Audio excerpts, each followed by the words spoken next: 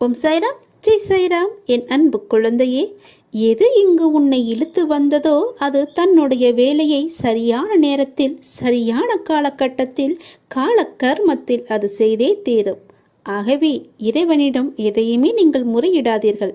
முழுமையான சரணாகதி அடையுங்கள். அது மட்டுமே ஒரே வழி. உன்னுடைய கர்மாக்களை போக்குவதற்கு ஒரே வழி இது மட்டும்தான். பரம்பொருள் ஒன்றே புருஷன். பிரகிருதி என்று இரு விதமாக பேத புத்தியால் பாவிக்கப்படுகிறது. பரம்பொருள் ஒன்றையே சிலர் சக்தி என்றும் பிறர் ஸ்வரூபம் என்றும் பிரம்மம் என்றும் சொல்லுவர். சிவமும் சக்தியும் நீயும் நானும் யாவும் ஒன்றே. அகங்காரம் தோன்றினால் அனைத்தும் இருப்புக்கு வரும். அகந்தை இல்லை என்றால் எல்லாமே இல்லை. அகந்தை தானே எல்லாமே. ஆதலால் எது என்னவென்று விசாரிப்பதே அனைத்தையும் துறப்பது என்பதை நீங்கள் அறிந்து கொள்ளுங்கள். உன்னை படைத்த சக்தியே இந்த உலகத்தையே படைத்திருக்கிறது. அது உன்னை காக்குமானால் அதுவே உலகத்தையும் காக்கும். இறைவன் இந்த உலகை படைத்தார் என்றால் அதை காக்கும் பொறுப்பு அவருடையது தானே. இதில் நீ யார்? பிறரின் மீதுள்ள சந்தேகத்தை நீக்குவதால் எந்த பயனும் இல்லை. ஒரு சந்தேகத்தை நாம் தீர்த்து கொண்டால் மற்றொன்று இன்னொரு சந்தேகம் எழுந்து கொண்டே இருக்கும். சந்தேகங்களுக்கு முடிவே இருக்காது. சந்தேகப்படுபவர் அவரது ஆதாரம் கண்டுபிடிக்கப்பட்டால் மட்டுமே அனைத்து சந்தேகங்களும் நிறுத்தப்படும். அதுவரை அவருடைய சந்தேகம் தொடர்ந்து கொண்டே இருக்கும். அவருடைய நிம்மதி தொலைந்து கொண்டே இருக்கும். நல்ல தூக்கம் கிடைக்கவே கிடைக்காது. அவர் உண்மையில் இல்லாதவர் என்பதை நீங்கள் உணர்ந்து கொள்வீர்கள். உண்மையில் உயிருற்ற ஜீவனாக இருந்தாலும் அவர் ஒரு உயிரற்ற ஜீவனாகவே இருந்து கொண்டிருப்பார். அவருடைய சந்தேகம் நீங்கும் வரை. என்னுடைய இரு கரத்தை கொண்டு நான் உன்னை ஆசிர்வதிக்க வந்திருக்கிறேன். என் கரத்தை உடனே தொட்டு என் ஆசையை நீ பெற்றுக்கொள். எல்லையில்லாத மகிழ்ச்சி உன்னை தேடி வரப்போகிறது. உங்களின் உணர்வுகள், எண்ணங்கள், பேச்சுக்கள் எல்லாம் எத்தகைய நிகழ்வை சுற்றி விரும்பியோ வெறுத்தோ தீவிர வட்டமிடுகின்றதோ அதுவே நடக்கும் என்பதை நீங்கள் உணர்ந்து கொள்ளுங்கள். உங்களுடைய மனமானது எப்பொழுதும் மகிழ்ச்சியையும் சந்தோஷத்தையும் இனிமையை மட்டுமே நினைத்து வைத்துக் கொள்ளுங்கள். உங்கள் மனம் எப்பொழுதும் சந்தோஷத்திலேயே மூழ்கி இருக்கட்டும். அப்பொழுதுதான் உன்னை சுற்றி எப்பொழுதுமே மகிழ்ச்சி இருந்து கொண்டே இருக்கும். நிதானத்தை இழக்காத வரை வாழ்க்கையில் உனக்கு தோல்வி என்பதே இல்லை. இவ்வுலகில் உள்ள ஒவ்வொரு மனிதனுக்கும் தனித்தோர் ஆற்றல் இருக்கிறது. உனக்கும் அப்படித்தான். உனக்கென்று ஒரு ஆற்றல் இருக்கிறது. அதை வாழ்க்கையின் சரியான முன்னேற்ற பாதையில் பயன்படுத்தி நீ பயணித்தால் அது நல்ல விளைவை தருகின்ற நிலைக்கு உன்னை கொண்டு போய் சேர்க்கும். இது உண்மை. உன்னிடம் உள்ள ஆற்றலை நீ குறைத்து மதிப்பிடாதே. உன்னை நீயே தாழ்த்தி கொள்ளாதே. என்னால் இது முடியுமா என்ற சந்தேக கண் கொண்டு பார்க்காதே. எடுத்த எடுப்பிலேயே எதை கண்டும் அச்சம் கொள்ளாதே. உனக்கு வேண்டியதை பற்றி மட்டுமே தீவிர உணர்வோடு சிந்தித்துப்பார். பேசியும் விரும்பியும் இரு. நீ நினைத்தது விரைந்து நிறைவேற வேண்டுமானால் தோல்விக்கு அஞ்சி முடங்கி கிடப்பதோ மடங்கி கிடப்பதோ நல்ல வாழ்க்கையை தராது என்பதை நீ உணர்ந்து கொள். போட்டியில் தோற்றாலும் ஓட்ட பந்தயத்தில் ஓடுபவன்தான் வெளியில் நின்று விமர்சிப்பவனை விட மேலானவன். ஒரு வேலை செய்ய முடியாதவர்கள் அவர்களால் முடியாததை உங்களாலும் செய்ய முடியாது என்று சொல்வார்கள். அவர்களால் முடியாதது உங்களாலும் செய்ய முடியாது என்று எண்ணுவார்கள். அவற்றையெல்லாம் நீ காதில் வாங்காதே. நீ எப்பொழுதும் போல உன்னுடைய பயணம் எதுவோ, உன்னுடைய இலக்கு எதுவோ, உன்னுடைய ஆசை எதுவோ, இதில் போனால் உனக்கு மகிழ்ச்சி என்று கிடைக்கும் என்று தெரிந்தால் அதை நோக்கி நீ பயணப்பட்டு கொண்டே இரு. உன்னுடைய இலக்கை நோக்கி செல்வதில் விவேகத்துடனும் உத்வேகத்துடனும் தன்னம்பிக்கையுடனும் செல். கண்டிப்பாக உனக்கு இன்ப அதிர்ச்சி அந்த இடத்தில் காத்து கொண்டிருக்கிறது என்பதை நீ மறந்து விடாதே.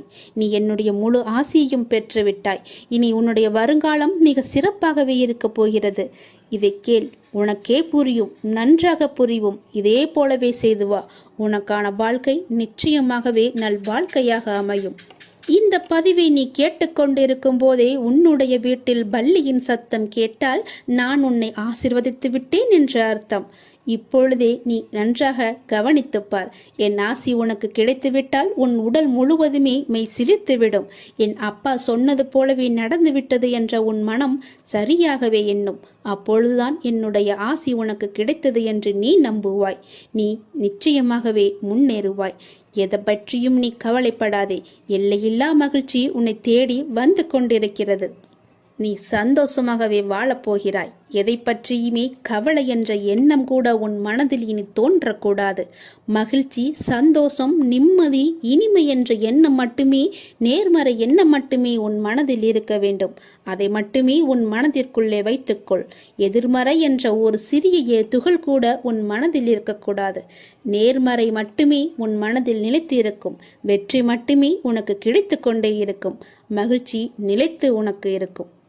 எத்தனை நாட்களாக, எத்தனை வருடங்களாக உன்னுடைய வேலை முடியும் என்று காத்து கொண்டே இருந்தாய். அது முடியாமல் தவறிக்கொண்டே போயிருந்தது. எதற்கு, ஏன் என்று காரணங்களை எல்லாம் கேட்காதே. நான் சொல்கிறேன், 3 ஆண்டுகளாக நிலுவையில் இருந்த உன்னுடைய வேலை விரைவிலேயே நடைபெறப் போகிறது. பெரும் லாபம் உனக்கு கிடைக்கப் போகிறது. நீங்கள் எல்லாவற்றையுமே பெறப்போகிறீர்கள். உங்கள் மனதில் நேர்மறை எண்ணங்கள் இருப்பவர்களோடு மட்டுமே நீங்கள் பழக வேண்டும். உங்கள் வாழ்க்கையும் முன்னேறும். நம்மை சுற்றி எப்போதுமே நேர்மறை அதிர்வு இருந்தால் நாம் இயல்பாகவே அதிக முனைப்போடு ஒரு விஷயத்தை செய்வோம். எனவே எதிர்மறை எண்ணத்தோடு ஒரு செயலை செய்பவர்களை எப்போதுமே நீங்கள் பக்கத்தில் வைத்துக் கொள்ளாதீர்கள். தெரியாது, நடக்காது, முடியாது, கிடைக்காது என சொல்பவர்களை விரட்டி அடித்து விடுங்கள். உங்களை நீங்களே உற்சாகமாக வைத்துக் கொள்ளுங்கள். உற்சாகமாக இருங்கள். சோகத்தை விட்டு விடுங்கள்.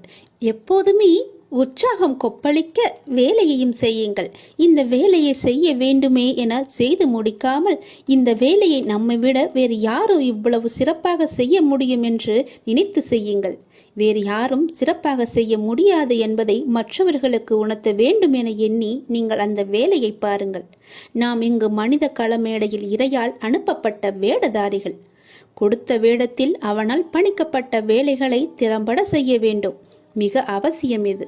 இறை வழங்கிய கடமைகளுக்கு மதிப்பளித்து எவ்வளவு திறம்பட செய்ய முடியுமோ அவ்வளவு திறம்பட செய்யுங்கள். மீண்டும் உங்களுக்கு வாய்ப்பு கிடைக்காது. ஆகவே கிடைத்த வாய்ப்பினை பக்குவமாக பயன்படுத்திக் கொள்ளுங்கள். மிகச் சரியாக பயன்படுத்திக் கொள்ளுங்கள். மிக ஆழமாக உணருங்கள். உங்களின் உடல் வலிமை, பண வலிமை எல்லாவற்றையுமே தாண்டி மன வலிமை மிக முக்கியம் என்பதை நீங்கள் உணர்ந்து கொள்ளுங்கள். உங்கள் வலிமையை உணர்ந்து செயலாற்றினால் உங்களுடைய வாழ்வு இனிக்கும். வாழ்க்கை தரும் துன்பங்கள் வலிமையானதுதான். ஆனால் மனிதனின் நம்பிக்கை அதைவிட வலிமையானது. தவறேதும் செய்யாமல் தன் மானத்தை சீண்டும் நிலை வந்தால் எவரையும் எங்கேயும் எதிர்த்து நில்லுங்கள். அதில் எந்த ஒரு தவறுமே கிடையாது. தப்பே இல்லை. அழைப்பு வரும் வரை உழைப்பு அவசியம். அவமானத்தின் வழி அழகிய வாழ்க்கைக்கான வழி. அதை பற்றியெல்லாம் பெரிதாக நீங்கள் சிந்திக்க வேண்டாம். அவமானம் நாம் அடைந்து விட்டோமே என்று ஒளிந்து விட வேண்டாம். அழகிய வாழ்க்கைக்கான வழியே அதுதான் என்பதை நீங்கள் மறந்து விடாதீர்கள். நகர்ந்து கொண்டே இருங்கள். ஒவ்வொருடமிருந்தும் ஒரு பாடத்தை நீங்கள் கற்றுக்கொண்டு உங்கள் வாழ்க்கை பாதையில் நீங்கள் பயணித்து பாருங்கள். வெற்றி உங்களுக்கே திரும்பி வரும் என்பதை நீங்கள் மறந்து விடாதீர்கள். எத்தனை நாட்களாக காத்திருந்தாய்? 3 ஆண்டுகளாக காத்து கொண்டிருந்தாய் அல்லவா? அந்த வேலை இப்போது சிறப்பாக நடைபெறப் போகிறது. கவலையின்றி இரு. நீங்கள் யாருக்காவது ஏதாவது கொடுக்க வேண்டுமென்றால் பிரதிபலன் எதிர்பாராமல் தயங்காமல் செய்யுங்கள். உங்களுக்கே தெரியாமல் அது பல வழிகளில் உங்களுக்கே தெரியாமல் திரும்பி வரும். உலகத்தில் ஒருவரே எல்லாவற்றையும் தன் வாழ்நாளில் ஒழுங்குபடுத்திவிட இயலாது. அது தேவையில்லாததும் கூட. மலையை தலையால் முட்டி உடைக்கவும் முடியாது. ஆனால் சிறு பாறையை பெயர்த்தெடுக்க முடியும். சமூகத்தின் நலனை கருத்தில் கொண்டு உங்களால் முடிந்த சிறு சிறு வேலைகளை செய்யுங்கள். மற்றவர்களையும் உத்வேகப்படுத்துங்கள். வேலை என்று எப்போதும் சுற்றி கொண்டு இருக்காமல் இடையிடையே மனதை இனிமையாக வைத்துக் கொள்வது நல்லது. யாரிடம் பேசினால் உங்களுக்கு ஆன்ம திருப்தி கிடைக்கிறதோ அவர்களிடம் நீங்கள் மனம் விட்டு பேசுங்கள். அவர்கள் சொல்லும் வார்த்தைகள் உங்கள் மனதுக்கு தெளிவை தரும், நல்ல தைரியத்தை தரும். அதை நீங்கள் ஏற்றுக்கொள்ளுங்கள். தெளிவாக செய்யுங்கள். எந்த செயல் செய்தாலும் முழுமையான ஆத்மார்த்தமான ஈடுபாட்டுடன் செய்யுங்கள். வேண்டாம் வெறுப்பாக ஒரு வேலையையும் நீங்கள் செய்யாதீர்கள். அப்படி செய்வதை விட அதை செய்யாமல் இருப்பதே மேல். எந்த ஒரு நிறுவனத்தில் வேலை செய்தாலும் செய்யும் வேலையை நீங்கள் காதலியுங்கள். ஈடுபாட்டுடன் கட்டிய வேலை திருப்தியை மட்டுமல்ல, நல்ல அனுபவத்தையும் கொடுக்கும், நல்ல பெயரையும் கொடுக்கும். விளையாடுங்கள். உங்கள் நேர நிர்வாக அட்டவணையில் விளையாட்டிற்கும் இடம் ஒதுக்குங்கள். விளையாட்டிற்கென்று இடமொதுக்கி செயல்பட்டு பாருங்கள். உங்கள் வாழ்வு புத்துணர்ச்சியாக இருக்கும். கோவிலுக்கு செல்வதை விட கால்பந்து விளையாடுவது மேலானது என விவேகானந்தரே கூறியிருக்கிறார் தெரியுமா? விளையாட்டு உடலுக்கு மட்டுமல்ல, மனதிற்கும் உற்சாகம் தரும். பிறரையும் நீங்கள் கவனியுங்கள். உங்கள் விருப்பங்களையும் தேவைகளையும் மட்டுமே சிந்தித்து கொண்டு இருக்காதீர்கள். உங்கள் மனதிற்கு சிறிது நேரம் இளைப்பாறுதல் தாருங்கள். உங்கள் மனதை சிறிது நேரம் ஓய்வெடுக்கச் செல்லுங்கள். எப்பொழுதும் அந்த மனதிற்குள்ளே போட்டு உளுத்தி கொண்டே இருக்காதீர்கள். அது மன உளைச்சலில் கொண்டு போய் வந்துவிடும். நமது விருப்பு வெறுப்புகளுக்கு எல்லையே கிடையாது. சுற்றி இருப்பவர்களையும் நீங்கள் கொஞ்சம் கவனியுங்கள். யாருக்கேனும் உதவி தேவைப்பட்டால் எந்த ஒரு பிரதிபலனும் எதிர்பாராமல் தயங்காமல் செய்யுங்கள். அது உங்களுக்கே தெரியாமல் பல வழிகளில் உங்களை வந்து சேரும். உங்களை மட்டுமல்ல, வருங்காலத்தில் உங்கள் குழந்தைகளுக்கும் வரும். ஜென்மம் ஜென்மமாகவே அது பலவித நன்மைகளை கொண்டு வரும். எந்த ஒரு எதிர்பார்ப்பும் இல்லாமல் நீங்கள் செய்யும் நன்மை நிச்சயமாகவே உங்களுக்கு கை கொடுக்கும். ஆபத்து காலத்தில் உங்களுக்கு அது உதவும். பாபாவின் அறிவுரை என்பது மிகவுமே ஆழமானது, அழகானது, அற்புதமானது. அந்த அறிவுரையை ஏற்று அதன்படி நாம் செயல்பட்டுமே என்றால் அவரின் வழியிலேயே நாம் எளிதாக எல்லாவற்றையுமே கடந்து வாழ்ந்து விடலாம். துயரங்கள் மிகுந்த உன் வாழ்க்கையில் இனி நான் உன் அருகில் அமர்ந்து உன்னை மகிழ்ச்சியான பாதையில் அழைத்துச் செல்வேன் என் கண்மணி. இப்போது நீ நிம்மதி இல்லாமல் மனமுடைந்து காணப்படுகிறாய். நிம்மதியை எங்க போய் தேடுவது என்று புலம்பி தவித்து கொண்டிருக்கிறாய். நிம்மதி இழப்பது எதனால் என்று உனக்கு தெரியுமா? சொல்கிறேன் கேள். தன்னிடம் இருப்பதை போதும் என்ற எண்ணம் வராதவரை நாம் தொடர்ந்து ஏதோ ஒன்றிற்காக அலைந்து கொண்டேதான் இருக்கின்றோம். எத்தனை கிடைத்தாலும் மனம் திருப்தியே அடைவதில்லை, நிம்மதி அடைவதில்லை. நம்மிடம் இருப்பதை வைத்து சரியான முறையில் பயன்படுத்த தவறும்போது நிம்மதியை இழக்கக்கூடிய சூழல்கள் ஏற்படுகிறது நமக்கு. இருப்பதை கொண்டு திருப்தி காணும் உள்ளம் இல்லையெனில் கோடி கோடியாக கொட்டினாலும் போதாதுதான். ஒரு அறிஞரிடம் பணக்காரர் வந்து, ஐயா, என்னிடம் நிறைய செல்வம் இருந்தும் மனதில் கொஞ்சம் கூட நிம்மதியே இல்லை, என்ன காரணம் என்பது எனக்கு புரியவில்லை என்று கேட்டார். அதற்கு அந்த அறிஞர் பதில் சொல்லவில்லை. அங்கே அருகில் விளையாடி கொண்டிருந்த ஒரு குழந்தை ஒன்றை அருகே அழைத்தார். அதன் கையில் ஒரு மாம்பழத்தை கொடுத்தார். குழந்தையோ அதை தன்னுடைய ஒரு கையால் வாங்கி கொண்டது. அடுத்து ஒரு பழத்தை கொடுத்தார். அதையும் இன்னொரு கையால் வாங்கி கொண்டது. மீண்டும் ஒரு பழத்தை கொடுத்தார். தன்னுடைய ஒரு கையால் இரு பழங்களையும் மார்போடு அணைத்து கொண்டு மூன்றாவது பழத்தையும் பெற முயற்சித்தது. ஆனால் ஒரு பழம் நழுவி கீழே விழுந்தது. அதை கண்டு அந்த குழந்தையோ அழுதது. இதை கவனித்து கொண்டு இருந்த அந்த பணக்காரரிடம் அந்த அறிஞர், இந்த குழந்தையை நீ பார்த்தாயா? 2 பழம் போதும் என்று நினைத்திருந்தால் இந்த நிலை அந்த குழந்தைக்கு வந்திருக்குமா என்று யோசித்துப்பார். அதே போன்றதுதான், போதும் என்ற திருப்தி ஏற்பட்டுவிட்டால் பிரச்சனை நம்மை வரவே வராது, நம்மை நெருங்கவும் நெருங்காது. போதும் என்ற மனம் இருந்தாலே நம்மை தேடி தானாகவே நிம்மதி வந்து விடுமே, திருப்தி வந்து விடுமே, சந்தோஷம் வந்து விடுமே. அதனால் கிடைப்பதை வைத்து நிசந்தோஷமாக இரு. அது வேண்டும் இது வேண்டும் என்று ஆசைப்படுவதால் தானே உன்னுடைய ஏக்கம் பெருகிக்கொண்டே போகிறது. அந்த ஏக்கத்தை விடு. உனக்கு வேண்டியதை எல்லாமே நானே செய்து தருகிறேன். நீ உன் வாய் திறந்து கேட்க வேண்டிய அவசியமே இல்லை. உன்னுடைய எல்லா தேவைகளையுமே நான் பூர்த்தி செய்து தருகிறேன். அதனால் கவலையற்று சந்தோஷமாக இருப்பதற்கு உன்னுடைய ஆசையை நீ குறைத்துக்கொள். ஆசையை குறைத்துக்கொள் என்றால் பேராசையை குறைத்துக்கொள் என்று சொல்கிறேன். 2 கிடைத்தால் 2 மட்டும் வைத்துக்கொள். 3வது கை எங்கிருந்து நமக்கு வரும்? போதும், 2 கைகள் போதுமே. இந்த 2 கை கொடுப்பதை வைத்து நீ சந்தோஷமாக வாழ். உனக்கு நிம்மதி தானாக தேடி வரும். நான் தருகிறேன், அதை உன்னுடைய 2 கையால் மட்டும் பெற்றுக்கொள்.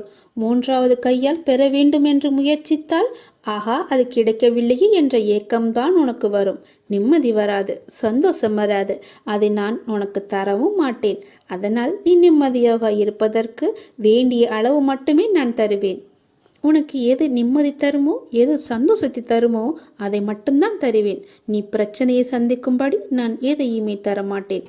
உன் அப்பா நான் இருக்கும்போது உனக்கு எந்த பிரச்சனையும் நெருங்க நான் அனுமதிக்க மாட்டேன். உன்னை தேடி பல வெகுமதிகளை வர வைத்து கொண்டிருக்கிறேன். அது கூடிய விரைவிலே உன்னிடம் வரும். நீ அதை பெற்றுக்கொண்டு சிறப்பாக வாழ உன்னை தயார் செய்து கொள். அந்த வெகுமதியில்தான் என்னுடைய பரிசு வைத்திருக்கிறேன். அந்த பரிசை நீ பெற்றுக்கொள். அது உனக்காக மட்டுமே நான் அனுப்பி வைத்தது. வாழ்க்கையில் எப்படி நிம்மதி தேடலாம் என்று இப்போது நீ புரிந்திருப்பாயே. அதன்படியே வாழ்.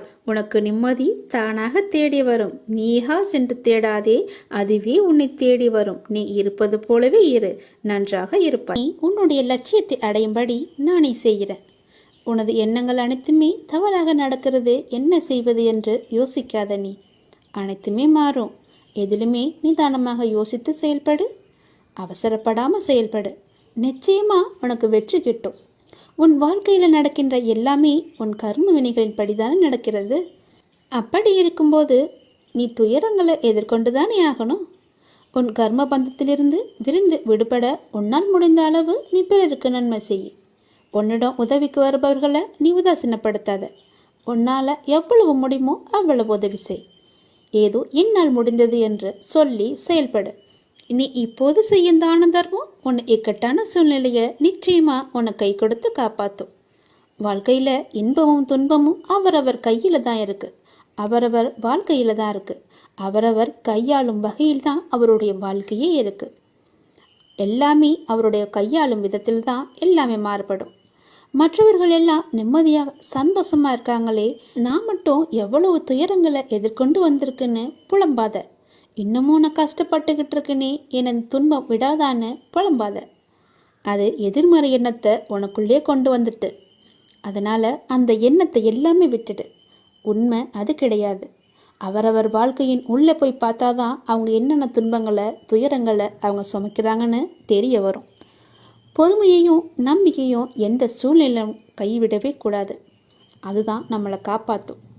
உன்னை விட்டு யார் விலகினாலும் பரவாயில்ல, கவலையப்படாத. எல்லாமே நன்மைக்குன்னு எடுத்துக்கோ. நீ மென்மேலும் வளர்ச்சி அடைந்து நல்லபடியாக வாழ்வ. உன்னுடைய வாழ்க்கையில் எல்லா செல்வங்களும் பெற்று மகிழ்ச்சியாக வாழ போகிற காலம் ரொம்ப தூரத்தில் இல்லை. எல்லாமே உன் கை கூடி வரப்போகுது. நீ செல்வ செழிப்போட சந்தோஷமாக இருக்க போகிற. எல்லாமே உன்னை வந்து சேர்ந்துக்கிட்டே இருக்கு. அதை உன் சாயப்பாவே நான் தரப்போகிறேன். இது என்னுடைய சத்திய வாக்கு. ஒரு முறை நீ என்னிடம் வந்துட்டனா உன்னை நான் இருக கைப்பிடிச்சிக்குவேன். நீயே விலகி போனாலும் உன் கையை நான் விடவே மாட்டேன். இறுகமாக பிடிச்சிக்குவேன். நான் உன்னை விடாமல் கைப்பிடிச்சு காப்பாற்றுவேன். நீ என்னை வெறுத்து போனாலும் பரவாயில்ல, உன்னை விட்டு நான் விலகி போகவே மாட்டேன். உனக்கு முன்னாலும் பின்னாலும் எப்போதுமே உன் அப்பா துணை இருக்கும். நீ என்ன செஞ்சாலுமே அதோட அப்பாவுடைய செயலும் இருக்கும். எல்லாம் நம்பிக்கையோட செய். நீ என் மேலே வச்சிய நம்பிக்கை என்றைக்குமே வீண் போகாது. உன் நம்பிக்கையை நான் காப்பாற்றுறேன். எல்லாமே உனக்கு நல்லதாக அமையும்படி நான் செஞ்சு தரேன். என்னுடைய வார்த்தையை நம்பு. இது என்னுடைய சத்திய வாக்கு. நீ எப்போதுமே நல்லாவே இருப்ப. நீ நினச்ச காரியம் எல்லாமே கைகூடி வரும் நேரம் இது. நீ சந்தோஷமாயிரு. என் சொல்படி நடந்து கொள். உனக்கு துணை இருக்கேன். வாழ்வில் எங்கும் துன்பமே தீமையே என்று எண்ணினால் அதனால் வரும் எண்ணங்கள் எதிர்மறையாகவும் தீமையாகவும் தான் இருக்கும். எண்ணங்கள் அழகானால் வாழ்க்கை அழகாகும். எண்ணங்களை நீ நோக்கும் பொருட்டே அதன் வெளிப்பாடு இருக்கும். உன்னுடைய எண்ணங்கள் உன் இயல்பான குணாதிசயங்களில் இருந்து வருவது. ஆனால் குலத்தின் முழுசாயலில்தான் எண்ணம் என்றால் இல்லை. உன் குணம் என்பது உன் ஆன்மாவுடன் ஒன்றானது. அதற்கு ரூபங்கள் கிடையாது. நேர்மறை எதிர்மறை என்ற கோணம் கிடையாது. ஆனால் எண்ணம் என்பது உலகியல் ஆசைகள் படர்ந்து உள்ளதால் உன் நிஜ உருவத்தை மறைத்து நிழல் போல பின்தொடரும். உன் குணம் என்னுடன் ஒன்றான விஷயம். அதை பற்றி நீ கவலைப்படாதே. நான் உன் எண்ணத்தை நெறிப்படுத்தி அழகாக்குகிறேன். நீ எதற்காகவும் கவலைப்படாதே. உன் எதிர்மறையை எதிர்கொண்டு எப்படி நேர்மையான எண்ணங்களை உருவாக்க வேண்டும் என்பதையும் நான் கூறுகிறேன். உன்மேல் படர்ந்துள்ள எதிர்மறையை வேரோடு பிடுங்கி தூக்கி எறி. அறத்தை நம்புவர்களிடம்தான் நெறி செய்யென கூறலாம். உன் உள்ளுணர்வு உன்னை எண்ணங்களுக்கு கூட்டிச் செல்லும். அதை நீ நெறி செய். நீதி என்பது நல்லதை மட்டும் கேட்பது, பேசுவது, பார்ப்பது அல்ல. எதிர்மறையான நேரத்திலும் நல்லதை பார்ப்பது, நல்லதை கேட்பது, நல்லதை பேசுவதுதான் உண்மையான நெறியின் அடையாளம். உன் நம்பிக்கை, பொறுமை, எதையும் எதிர்நோக்கி தாங்கும் உணர்வு உன் பலத்தையும் விசுவாசத்தையும் எவ்வளவு உன்னதமானது என்பதை நான் அறிவேன். நிச்சயமாக நன்றாக இருப்பாய். உன்னிடம் பிழை இருந்தால் அதை மாற்றி அமைக்க வேண்டியது நீ அல்ல, நான். அதற்காக என் குழந்தையை எப்படி பிடிக்காமல் போகும்? உன்னை விட்டு நான் எங்கும் போக மாட்டேன். உன்னை திருத்தி நல்வழிப்படுத்தி உயர்ந்த வாழ்க்கையை நான் அளிப்பேன். உன் வாழ்க்கையில் நடக்கின்ற யாவும் உன் கையில் இருந்து நடப்பதில்லை. இறைவனானவன் அதை தீர்மானித்துத்தான் உன் கையில் அவர் செய்கையை வெளிப்படுத்தச் செய்துள்ளார். அப்படி இருக்கையில் என் கையை மீறி போகும் அளவிற்கு உனக்கு நான் எதையாவது செய்வேனா? அல்லது உன் வழி கண்டு நான் ரசிப்பேனா? எல்லாம் என் கண்கள் பார்த்து கொண்டுதான் இருக்கிறது. உன் கண்ணீர் முன்னால் என் கண்ணீர் கீழே விழுகிறது. எனக்கு ஒன்றும் தெரியாது என்று மட்டும் நினைக்காதே. என்னால் இயன்றதை செய்துவிட்டேன். அதற்கான முடிவை நீங்கள் பார்த்து கொள்ளுங்கள் என்ற உரிமையுடன் சொல்லும் வார்த்தைகள்தான் என்னை எப்போதும் மேலங்கு வைக்கும். ஓடுகின்ற ஆறுக்கும் அழகின்ற கடலுக்கும் விழுகின்ற அருவிக்கும் வித்தியாசங்கள் இருக்கிறது. நிறங்கள் வேறுபாடு, தண்ணீர் தன்மை வேறுபடுகிறது. அப்படி இருக்கையில் உன் வாழ்க்கையில் உள்ள நிலைக்கும் அதன் காலத்திற்கும் ஏற்றவாறு ஒவ்வொன்றும் மாறும். எல்லாம் நல்லதிற்கே என்ற மனமும் இன்பமும் துன்பமும் ஒன்று என பார்க்கும் மனக்கண்ணும், பொறுமை, நம்பிக்கை என இரு கைகளும், இவைகள் உன் வாழ்வில் இருந்தால் அமைதியும் நிம்மதியும் வசந்தமாக வீசும். உன் வாழ்க்கையில் மாறுதலுக்கான நடைமுறைகள் தொடங்கிவிட்டது. நீயும் மனதளவில் உன்னை தயார் செய்து கொள் புதிய வாழ்க்கைக்கு. என் அன்பளிப்பும் என் பாசமும் என் அருளும் என் அன்பும் என் உயிரும் என்னுடைய மூச்சும் என் பிள்ளையான உனக்கே தருகிறேன். என் முழு மனதிலும் நீ இடம் பிடித்து விட்டாய்.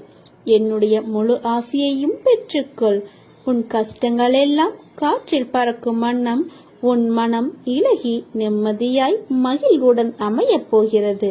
உன் வாழ்க்கையும் உன் வாழ்க்கையின் பயணமும். நீ வைரக்கல். உன்னை நான் பட்டை தீட்டிக் கொண்டிருக்கிறேன். நீ விரைவில் ஜொலிக்கப் போகிறாய். உன் வேண்டுதல்கள் என் செவிக்கு வந்தடைந்து விட்டது. உனக்கு நிச்சயம் நான் நீ வேண்டியதை நிறைவேற்றி தருவேன். நம்பிக்கையோடு காத்திரு. வாழ்க்கை எல்லாவற்றிற்கும் ஒரு மாற்றம் வைத்துள்ளது. அது நமக்கு பிடித்திருக்கிறதா இல்லையா என்பதை பற்றியெல்லாம் அதற்கு கவலை இல்லை. சூழ்நிலைக்கு ஏற்ப உன் மனதை திடப்படுத்த வேண்டும். 2 வார்த்தைகள் பேச வேண்டிய இடத்தில் அதிகம் பேசுவது தவறு. ஆலோசனை கூறும்போது உன் கருத்தை பிறரிடம் கூறி சொல்லச் சொல்வது தவறு. அதேபோல் நேர்மையாக பயணித்து தோற்பதும், முடிந்தவரை போராடிய பின் தோற்பதும் வெற்றி பெற்றதற்கு சமம் என்று அர்த்தம் கொண்டு மீண்டும் மீண்டும் முயற்சி செய். உனக்கு வேண்டியதை பிறரிடமிருந்து எதிர்பார்க்காதே. நானே தருகிறேன், பெற்றுக்கொள்.